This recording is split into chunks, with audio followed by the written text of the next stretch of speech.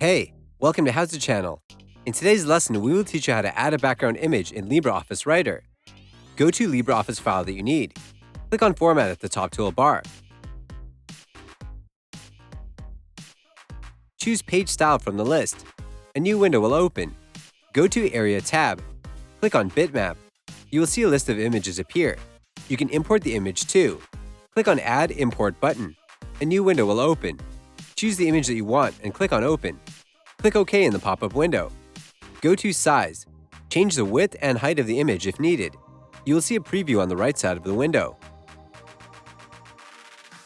Go to Position. Choose the position from the drop-down list. Click on Apply and OK. The page will have a background image.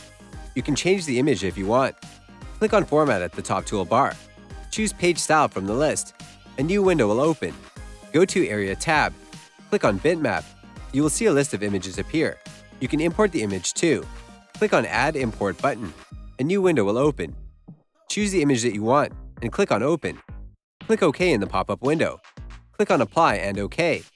The page will have a background image. That's it. Thanks for watching the video. Please like it and let us know if you used any of our tips and tricks.